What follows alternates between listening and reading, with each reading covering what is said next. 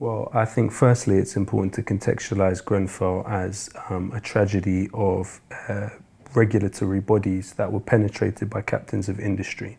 So when we look at the refurbishment that took place on Grenfell and the draping of it with Celotex, the Celotex cladding, which was the equivalent, according to studies, of 30,000 litres of petrol draped on the side of the building. It took place at a time when the area in general was really under the microscope in terms of potentially being sacrificed to construction companies.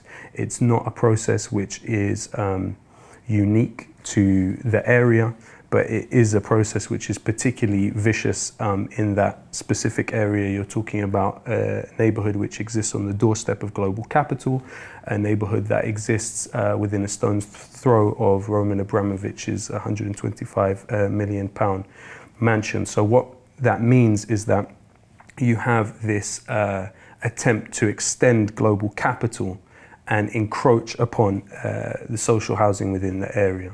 So according to one philosophical way of perceiving the area, it's a gold mine that's being prevented from being mined, the gold, by people that live there on social housing. And so the important thing is for the area to be regenerated. And so this was something people were active against, the regeneration of the area.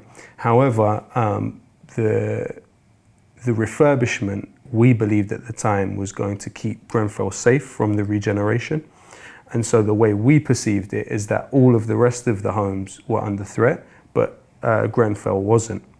Now, where that came from, this situation where you have this poisonous cladding, which is flammable, put not just on a building like Grenfell, but also buildings, hospitals and schools all over the country, was originally Kyoto agreements. The British government came out of that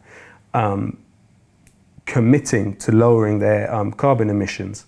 Now, what they looked at as one of the ideal ways to do that was to insulate buildings, because they saw it that if we insulate buildings, then the energy consumption within the rooms will be less, because people will have to consume less heat, therefore carbon emissions will go down slightly.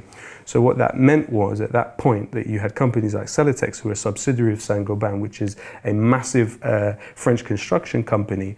They saw an opportunity to come in and sell this type of cladding, this foam cladding, to the British government. But in this period, they also were able to penetrate the regulatory bodies, and it was something that they were even boasting about. You had Rob Warren, an employee of Celotex, post on their website in 2011 with a blog titled "Celotex Now Enters Government."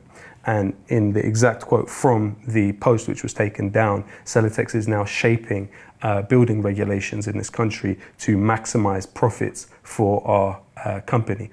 And so what that meant is you also had on top of that BRE, which is the regulations authority previously, was privatized in '97, and they became partly reliant on funding from the foam manufacturing insulation industry, shall we say. And so you had all of these incestuous relationships between big business and government. You had Mark Allen, who up until today is actually an advisor for Sajid Javid on building regulations. So what that meant is, in the year of 2014, you had the refurbishment that included the demolishing of a green space by Grenfell, and the replacing of that area with a new school and academy, and also the demolishing of the car park, which was outside Grenfell, which, you know, the fire services said, look, this is going to prevent us being able to have access to the building in the situation of a fire. You had the cladding put on there, you know, and this is post Lacanau fire, which is in Camberwell in 2009, in which 6 people died. And the coroner's report afterwards said, look, you need to address this issue of flammable cladding on buildings, and also you need to retroactively fit sprinklers in these big buildings that have this cladding on. It would have cost around £130,000 for them to retroactively fit the sprinklers in the building. Bear in mind, this is in the same borough when they've just announced the £370 million refurbishment of Buckingham Palace. you can kind of see the underlying issues which are here. Yeah. So now, and at the time, you thought the cladding might save Grenfell, because this is one of the richest boroughs in the country, and the gold mine you're referring to is the real estate and the value of that. So obviously it looks as if the developers would want to get all the social housing out, build, and at the time you're thinking, wow, maybe this will actually keep the social housing here and the community here. No, we were thinking it would keep Grenfell, specifically Tower, safe from being demolished, because the rest of the place, the only reason the council have backed off on demolishing the rest of the blocks now is because Grenfell happened. It's the same as the only reason they've backed off on selling off the library. They've made a concession of that. They were going to do that before. They sold off the youth centre. They've sold off the college.